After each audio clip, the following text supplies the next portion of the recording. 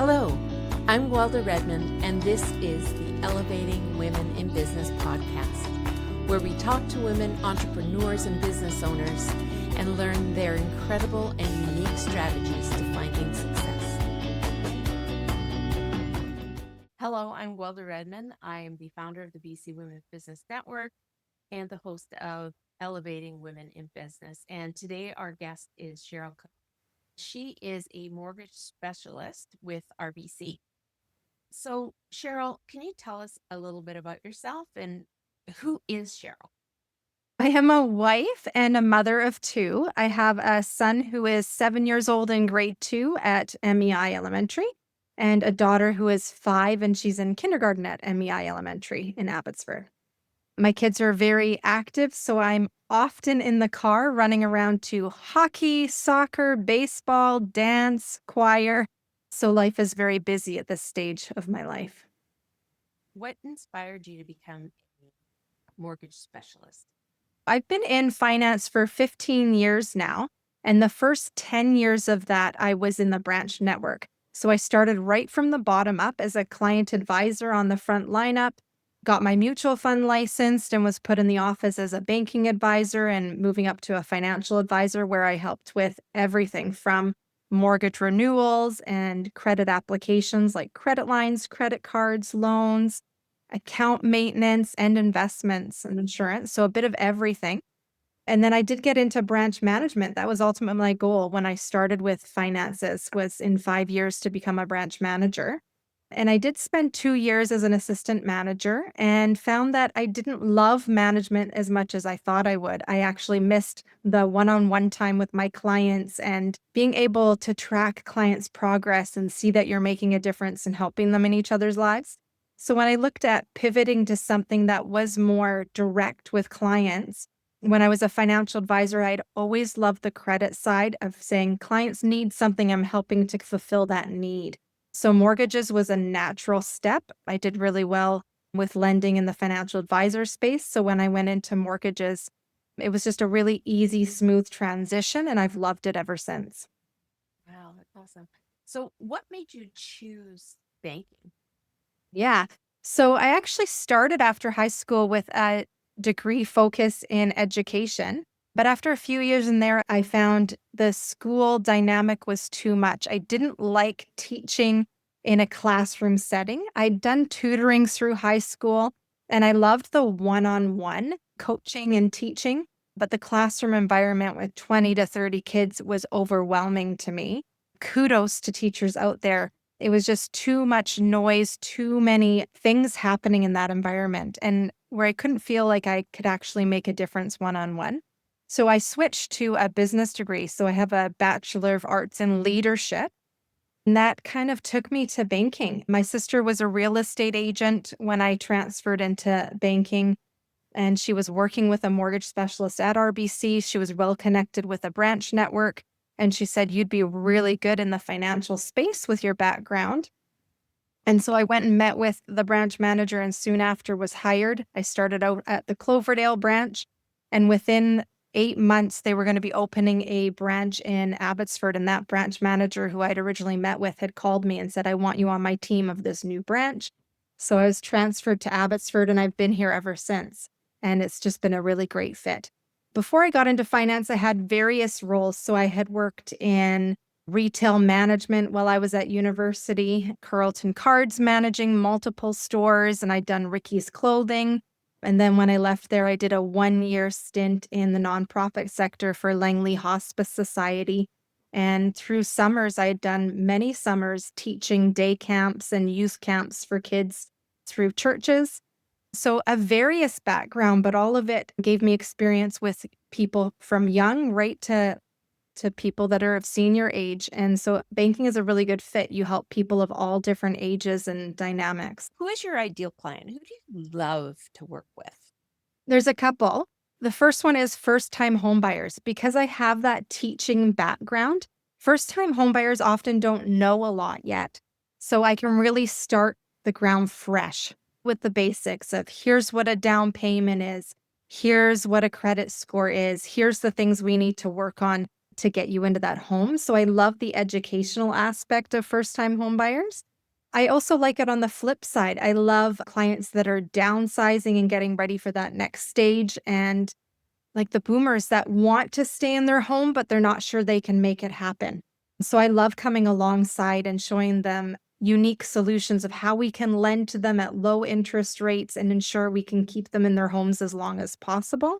So I love that side. And then I would say my third one that I deal with a lot, because even when I was a financial advisor in the branch, I did a ton of refinances where we looked at clients that had equity in their home, but they were struggling with their day to day bills and stuff piling up. And we all have those experiences of, oh no, my roof is gone and I need $30,000. Or, oh, my mother has cancer and needs some treatments. And all of a sudden we have all these bills on our plate we want to help her with. Everyone has a family story. I have always approached refinancing or looking at pulling from the equity of how can we help these people, and never judgment. People come with all sorts of backgrounds. So when you see credit cards that are racked up, credit lines, all these bills, I always look for the story behind it, what happened in their life to put them in this situation. And I love reframing it and saying, here's where you are, but here's where we can help you to be. So by taking all these unsecured debts at high interest rates, if we work that into your home equity and we can offer a rate of 4.5, 5% when they were previously paying 10% on a credit line or 20 to 25% on a credit card. I love showing clients the math of here's what you're paying right now.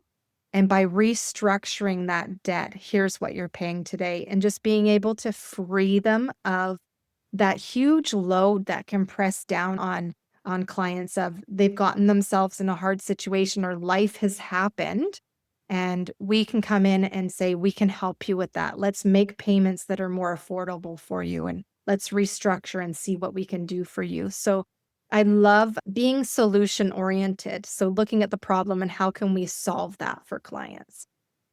I imagine that's very common that people Yes. get to a point where when they're in retirement that all of a sudden they can't even afford their own home that might even be paid off, Mm. but they still have huge property tax, especially I would think like in Vancouver and something. It's Yeah. scary and crazy. So that's great that you have a way to help them stay in their homes. But even as we think of how expensive is to stay in their home, or clients may be averse to pulling out or drawing from the equity and feeling like, oh, we had our mortgage paid off and now we're going and borrowing it again.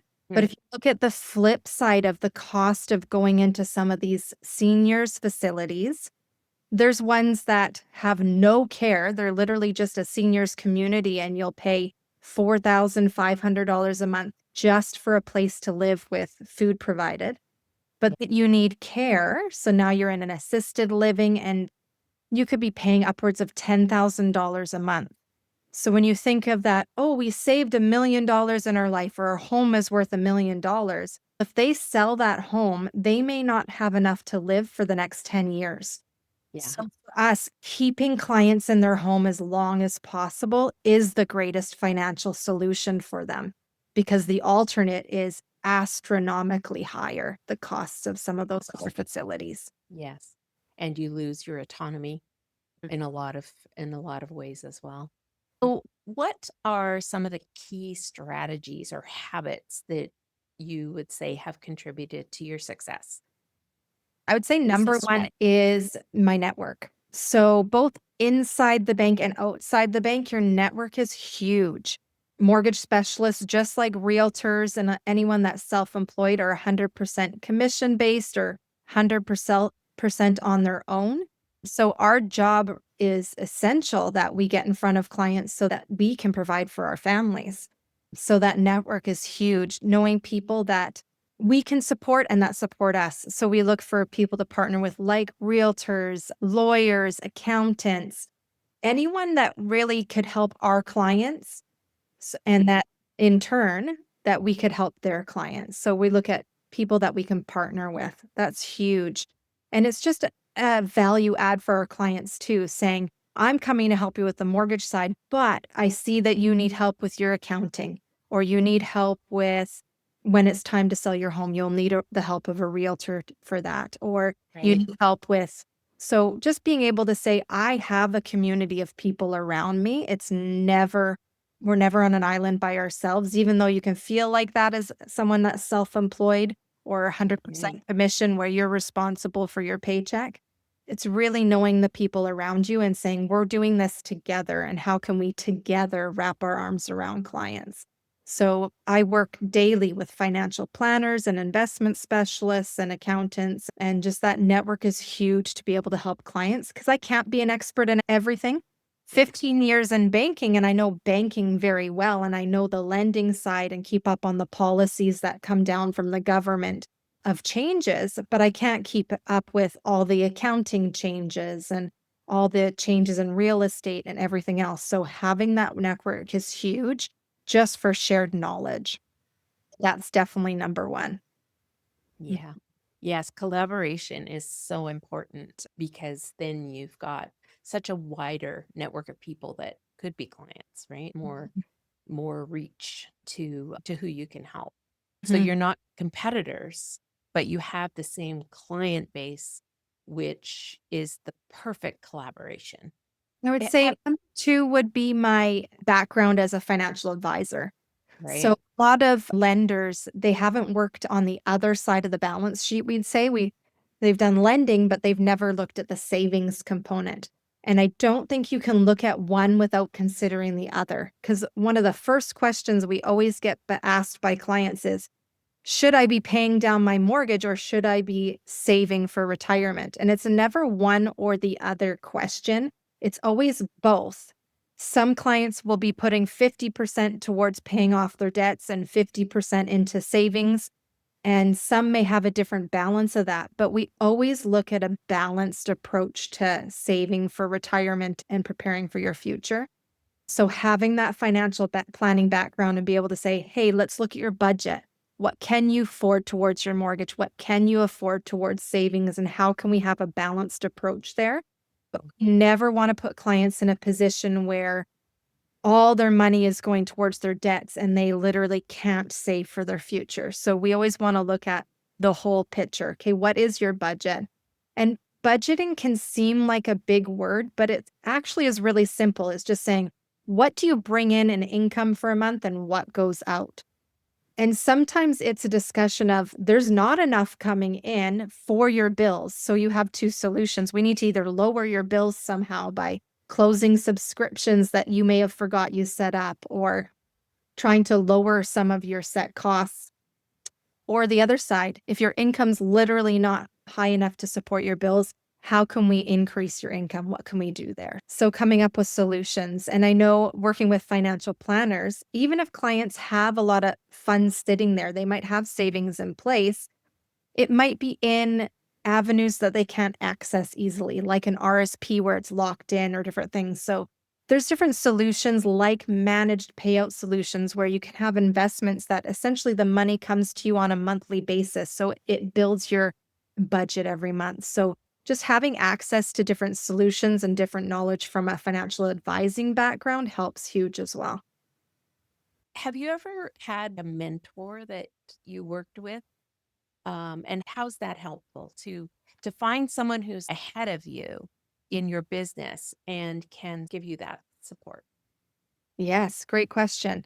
So, for the last 4 or 5 years, I have had a business mentor, and she actually just retired in the last year. So, my first 4 years doing the mortgage specialist role. And it was wonderful just to have somebody you can call at any point to say, "Hey, how about this?" Or "Here's a file I haven't seen before. What is your experience with this?" And just being able to bounce ideas off of somebody else and come at it from a different angle.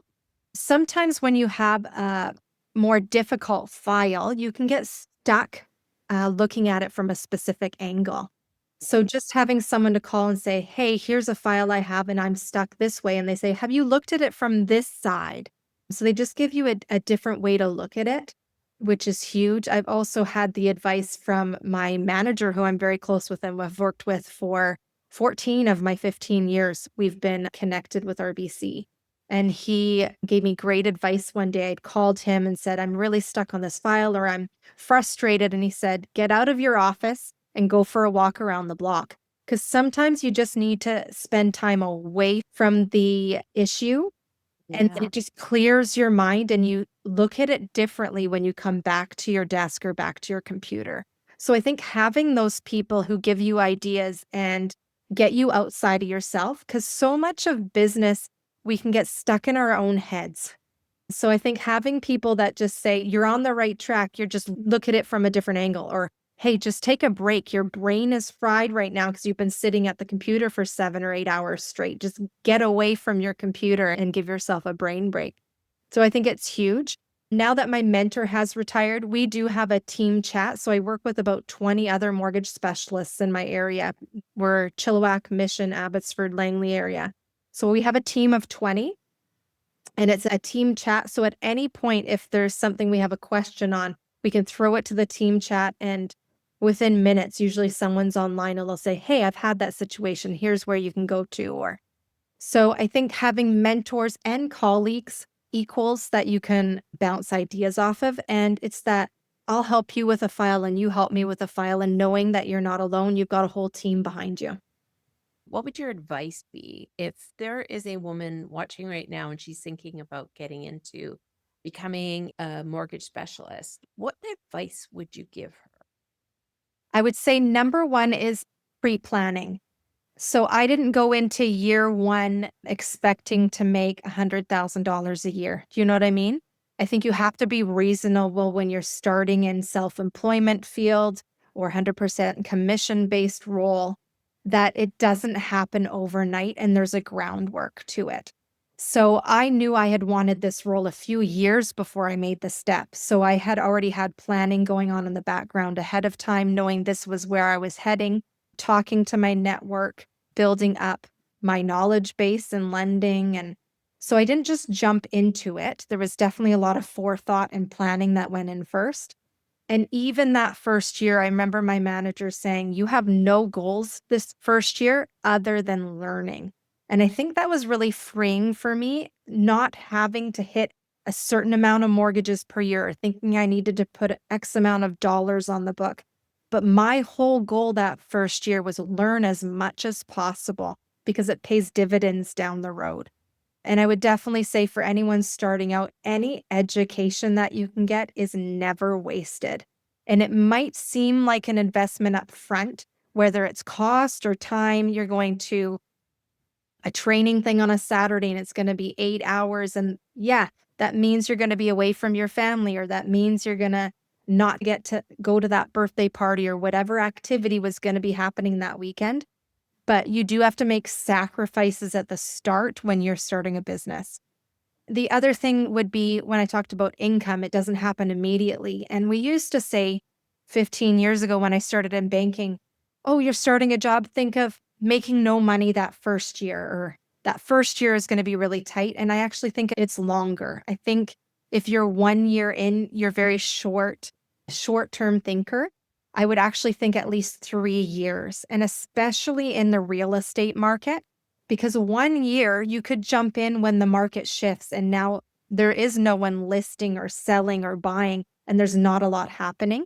If we think of the shift from 2021 to 2022, we went from 2021 where houses were going 100,000 over list price and there was bidding wars and it was crazy. Everyone was buying up everything. And then it softened because of rates rising. And all of a sudden you hit 2022 where the market backtracked 30 to 40%. So if you're starting your business in that year, you already have headwind against you. So you can't expect to be making $1 million overnight. So really plan for plugging away those first 3 years and having a financial backing, whether you have access to some savings already in place or a home equity line of credit or unsecured line of credit where you have access to cash while you have the down periods. So you really have to plan ahead for it. And yeah, definitely work on building your expertise and your network during that time.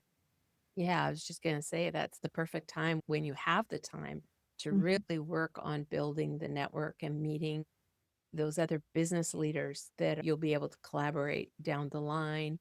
and meeting as many people as you can, just so that your name is then top of mind when Yeah. someone does need the service. Because Yes. so often we think, oh, we always think everybody else did it and that it didn't take them nearly as long. And it's not true. Everybody struggles the first little while. Being prepared for that and being realistic about that is such a huge step. And Yes. then when it does start working, when things do start falling into place, then, you never know if it was just, you just had one more corner to turn and then success was there. And Yes. you don't want to quit and feel like you never know what could have Yeah. happened. They say the only failure is when you stop trying, right? Yeah. So a lot of things can be a learning experience along the way, but if you as long as you keep going, you're still working towards your goals. The other thing I would always advise it, and that's from an investment standpoint, but a business standpoint would be never put all your eggs in one basket. And so when we think of networks and things, I don't partner with one realtor. I'm always upfront about that. We're not exclusive. Yeah. And because real estate is a very tough business, so many people start out in real estate and don't make it or don't stick with it. So if I'm only dealing with one realtor and all of a sudden that realtor decides to leave the business, where does that leave me? So I definitely have a network of realtors I deal with, and they all bring different things to the table. So when a client says, I'm looking for a realtor, I'll ask, what location are you looking to buy in? Because I want an expert in that location. Are you comfortable with a male or a female? Does that play into, or what are you looking for? Expertise and whatnot. So it's good to have a variety of people that you work with because not every realtor is going to be a fit for every client. Everyone's different and everyone likes a different approach to business. And you want to be working with professionals that you're comfortable with and that you Absolutely. trust. That's huge. Yes. The other thing with new people in business, I always advise is don't take things personally. Sometimes it's just the right time and the right place. I've definitely had relationships change in business where you're dealing a lot with a certain person in a network and then all of a sudden they move or their business changes and then you're not really dealing with them anymore and that happens, just don't take offense to it. Or you're helping a client and then all of a sudden they find a better rate or a different offer, whatever it might be, or they decide to not go through with a purchase and you've put in sometimes years of work working on a file, and then all of a sudden they decide not to go forward with purchasing even. I've had people step back and you've run numbers for years and poured hours into it. And it can be frustrating for sure. I always say you can throw your pity party, give yourself a minute or 5 minutes, set the clock on your phone, throw yourself a pity party, and then you stop and you pick yourself up and you move on because there's nothing you can do about it. When a deal falls apart or something happens, it is life. And that's why I say never put all your eggs in one basket. Don't be relying on that big mortgage deal that's going to come through. No, you have to have multiple deals lined up because some will fall through. It's just a reality that sometimes things just don't pan out and you just can't take it personally. You can learn if there was something that you did wrong. Absolutely, you learn if you made a mistake and how could you be faster or better or more efficient down the road? But definitely don't take it personally. We're all human. We all do make errors or mistakes, and we can't always be everything for everyone either. So you're going to be someone's cup of tea, and you may not be somebody else's cup of tea, and that's okay. Yes. You could, when you start out and you're new, sometimes it's scary to think about connecting with someone who may be your competition, but there's always knowing that certain people are going to work with you. And then the people that want to work with that other person probably don't want to work with you.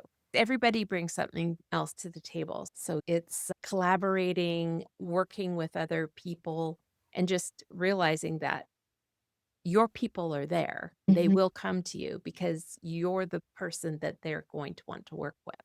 mhm. Yeah, everyone has a different approach. I remember when I was a financial advisor in the branch, so working right now I'm at home office, but when I worked fully in branch as an advisor, I was in the role alongside a colleague that was in the office right beside me, and he was completely different in the way he approached work and different culture. He was Korean, and in Korean culture, they don't typically come in ready to do business. They want to know who you are and trust you. So it wasn't uncommon for him to have 2, 3 hour appointments with clients because they would come in and they would want to know who he is and they'd want to tell them everything about their family. So they would sit down and often have a meal together, share life before they're comfortable doing business with him. Now, very different from me, where I'm born in Canada and from that mentality of time is money. So come in, what do you need done? I'll get it done for you. So we used to joke around. There'd be a client, he'd be like, oh, that's a you client. They want stuff done today. They want it immediate. And he was not that person. But if you had a person that came in and they wanted to spend significant time with you, get to know you, that was probably a him client. And he was phenomenal at that. And he was great at what he did. Often when he had clients, he would get to know them so well. And there was such a trust built up there. They would tell their whole churches about him, their whole communities, and his network grew. And I had a great business as well. We had just very different models of how we work, but being able to work together and have that bouncing off each other was huge. So that even working with my network today, people were like, why would you collaborate with 20 other mortgage people? Why would you have this team? You're competing against each other. No, because we feel like as a team, we can accomplish more together. So we can be more efficient. We can get to a solution faster, and then we can service more clients together rather than fighting over clients. It never goes well. And we don't want to have that environment. You never want a client to feel that way either, that you're just fighting for their business in a way that's competitive, more Mm. that we're all there to help our clients. You have become a chapter leader for the BC Women's Business Network. So, what drew you to wanting to be a leader? So I've loved the network. I started the BC Women's Business Network during COVID. So I joined when we were in home offices and meeting online. And I loved instantaneously just this network of women in business. So I just loved that we could share each other's businesses and be able to work together that way. So when it started up in person and in Abbotsford, I was there right away at the first meeting and joining in person. So just being able to go from online to in person. And then when we were really expanding and looking for leaders, I just knew I'm all in.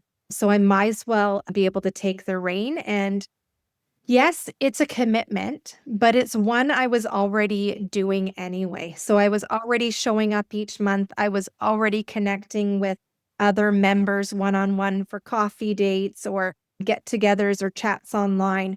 So I was already doing that. So it was a very smooth transition to say, hey, I don't mind facilitating on a monthly basis and running a group chat and keeping us connected as a community. I just felt like it was a really smooth transition that way. Yeah. And so, what makes networking important, do you think? Like, what is like networking, not just with people that you're collaborating with, but networking as a whole with in a group? Yeah. Tell me why that's important to you. Yeah, I think the biggest thing is that we all go through periods in life where we need support from others. Whether we're going through our own mental health crises or depression or struggles at whether it's work or personal, we all go through periods that we're down, right? It's the cyclical thing of life. We'll have ups and we'll have downs.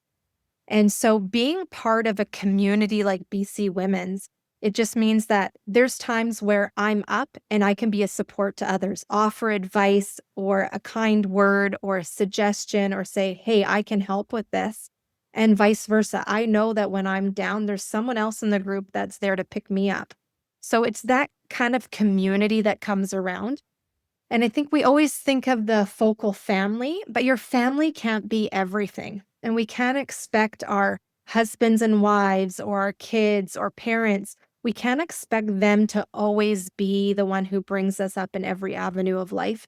And especially in business, there has to be some separation there. I don't want to come home at the end of a crazy work day and put my workload onto my husband because we're already navigating parenting together and finances together and so many other things that a relationship can only handle so many things, and you need to have other relationships in life. And nor should my husband be the expert on business and on female emotions and different things. So I think especially as women, because we are emotional beings, we need a female community that says, I understand. I've been through menopause, or I've been through that time of the month, or I've been through motherhood, or whatever that stage in life, that the rest of your family just cannot understand or fathom what you're going through. So having that community of women that says, hey, I have been there, or I've walked through this, or I've had that experience. I think there's something special about shared experiences in a women's community. Yeah, yeah, and it's not uncommon for the meetings, although we do talk about business, but it's also not uncommon for us just to talk about life and what it is to be a woman. That's one of the things. And women really do need, we're much more relational when we're doing networking. So it's not all about business. It's not just coming out to hand out your cards. Everybody's looking forward to seeing each other on a personal basis too. It's much more, quite often, much more like just going out for dinner with friends Yes. than a business meeting, That's it. which is neat. And so what advice would you have? There's a lot of people out here that really need what we have, need a network of women, but they aren't really sure if it's for them, or they're not sure what to expect or what's expected of them. What Mhm. would you say to the woman who really wants to come, but is just a little nervous or has some anxiety around coming? What would you say to her?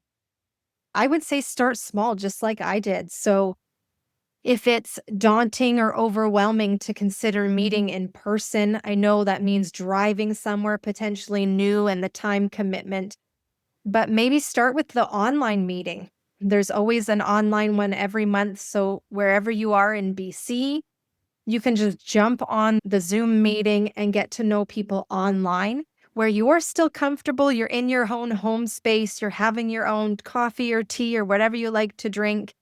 And so there's the familiarity, and you don't have to leave your own home. So you can even start with that. And it might be, oh, you do one meeting and it went okay, and you do another. And I would say, give things an actual shot, an actual try. If you try it once and maybe it wasn't a boom off the bat, that's okay. Sometimes it takes time. And you think of building relationships, it's not like you meet someone at the bus stop and you're best friends. You might meet them at the bus stop one day, hey, and you share names and chat. And the next time you're at the bus stop, you might, hey, I see you again. And you get to know each other a little bit better. Networking takes time, and you can expect things to happen overnight. I think any growth that's worthwhile takes time and relationships that are built. So jump on a meeting, okay? Do it again and again. There's statistics about how many times you have to do something until there's a trust built up. And I think it's something like 7 or 9 times that somebody has to have an interaction with you until they feel close and comfortable with you to do business or to do life with. So know that it's not gonna be one Zoom meeting or one get together. You might have to go on for 6 months, once a month till you feel really comfortable. And then once you're comfortable with a Zoom meeting, now see if there's a meeting in your area. And if there's not an in-person meeting in your area, you can always say, hey, there's not a meeting in this area. What if we look at starting one up? Because our the BC Women's Business Network is always expanding exponentially the last few years, the amount of chapters that have popped up. And that help comes from new members saying, hey, I'd like to be a part of this. I love the online community. I love joining in discussions on Facebook or listening to podcasts or viewing things on the website. So taking a part there, that can also be another way that you just start, whether it's just the Facebook group. There's always questions and things that are posted, and just participate in those discussions or post your own question. We're always, as a community, looking for ways to help others. So if you have a question about business or starting up or whatever, we have a huge community behind us that we can chime in. And as you get to know the members online or through Zoom meetings or in person, it becomes less scary. And Hmm. like Guelda said, it's very much like getting together with friends. Now that I've been with the group a few years, we have a very core group in Abbotsford. We're typically about 10 women, and then we have guests every month that come out. But that core group of 10 women, we know each other so well, each other's mannerisms, and whether they like to talk a lot or they'll just give you a few things about their day. And then it becomes like getting together with friends. So it becomes less daunting the more you get to know each of the individuals. Mhm. And once you build those relationships, then the collaborations, the referrals all come organically. Because, but you need to be there. You need to come in because the more you're there, the more people remember who you are and you're top of mind when somebody needs a referral. So it really Mhm. makes a huge difference if you are meeting with people face to face, whether it's online or at a meeting. Certainly makes a huge difference. The online community is great though, like you say, questions. I love the questions that have been Mhm. coming up. And for a lot of people, we have a lot of women that don't have a business yet. They're thinking about it, getting into business for themselves. So they have a lot of questions. And one of the things that you need to do when you're thinking about starting a business is market research. You have a whole bunch of women in one spot where you can ask Mhm. all your market research questions and they're happy to help and give you any advice. I love in the meetings when someone comes in and they're having an issue in a certain part of their business and everybody just shares their knowledge. There is no gatekeeping at all. We share and it's always reciprocated. We're all there to learn and teach and care about each other too. There's a lot of, like you say, there's a lot of personal stuff that comes out as well that people, because our lives need balance and that personal and business, it's all there, right? It's all happening. Do you have any other advice that you would give to a woman out there that is in business about, what they can do to grow or find success or anything? I would definitely say business can be very reciprocal. But like you said, when we get to know people more, it strengthens the referral network, it strengthens all of you working together. I think that's a pivotal piece because when I send clients, and recommend people to clients, being able to say, not just say, hey, this is a financial planner, I recommend you talk to them. Instead, being able to say, hey, this is a financial planner that I've worked with for 10 plus years. They've helped me with my budget and planning for my future. I trust them wholeheartedly. It comes with a lot more weight. And that's the beauty of networking because you're not just saying, hey, I've heard this accountant is great. Why don't you go talk to them? But you're saying, I know this accountant because I've spent the last 2 years on a network with them. So I know exactly who they are. It just comes with a lot more background and a lot more clout, I would say. Yes. So you actually know those people. That would be huge. But yeah, starting up, definitely have a group of people around you, whether it's the BC Women's Network or someone in a group in person or online, however you decide to have that network, you need to have people outside of yourself that when you're down, they'll pick you up. When you have someone to call and say, hey, I'm really struggling today. And they give you advice, they look at things from outside the box and they come alongside you. I think that is just necessary in business because so many people start in business and they fail because they don't know how to keep going or they don't have the people around them to push them to keep going. So, Yes. And we all have that where we have those days and we're like, why are we doing this? And having someone to say, "Oh, you can do it. You can do it." Even for me with the group, there's days where I'm like, "Oh, why am I doing this?" And then you go to a meeting and people give me just support for whatever it is I'm going through. And you realize, okay, that's what it is. It's about the relationships. It's from that I've grown both personally and professionally with networking. And there's lots of networking groups around it. Like you say, it doesn't have to be ours. We are here and we'd love to have you join, but there's a lot around to try them out. And they're all different. So some might not be for you. Some you'll resonate with and some you won't. That's totally fine. Find the one that's for you. and I think that's important too, is knowing yourself really well Because a network, one, they can give you advice and they can show you how to do things. So if there's an area that you're not strong in, you would consider it a weakness. So maybe it's social media management. There's people there that can help you and teach you. Or there's people that would say, if you don't want to learn or you don't want to do that aspect of the business, I can do that for you. Oh, Yeah. you need a web page? I can build a web page for you. Or Yes. you're super busy in business and business took off and now you don't have time for the home things. There's a cleaner that can come in and help you with your house cleaning. So it's knowing that you can either one, you can get support there and you can learn things that you may be deficient in, or say, hey, I suck in this avenue. I'm never going to be good at it. It's always going to be a source of contention, or it brings me down or frustrates me, or just Mhm. way too time consuming for the amount of work that goes into it. Hey, I have a network of women around me and who can I use and who can help me with those things. So I think that's a huge thing too. When you get very busy in business, I know my business from my first year, I think I am 3 times my income of what I was 5 years ago. So huge exponential growth. And you just Mm. can't give everything your all. You can't Yeah. do the house, the cooking, the work, Yes. all of it yourself. So it's really finding people around you saying, hey, I need help with this area. I need help with that area. And as you grow in business, you do need to pull other people in because you don't have the time to do it all. And you shouldn't. So you really come alongside other people, come alongside you, and you come alongside other people too. It's huge Absolutely. having that network. It is. It is. Thank you, Cheryl, so much for joining us today. We will be back in a couple of weeks. Please subscribe if you're enjoying this. And we'll have another amazing woman to speak to again. And so we will see you then. Thanks. Thank you for joining us. And check the notes for information about our guest. I invite you to join us at the BC Women's Business Network to meet many more amazing women. Hit the subscribe button and join us again next time on Elevating Women in Business.